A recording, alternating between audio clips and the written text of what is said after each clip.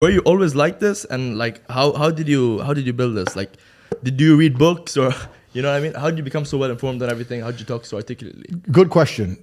I don't read books. I'm actually famous for saying I've read one book in my life. In my adult life, I've read one book, and I was in a jail cell, so I had nothing else to do.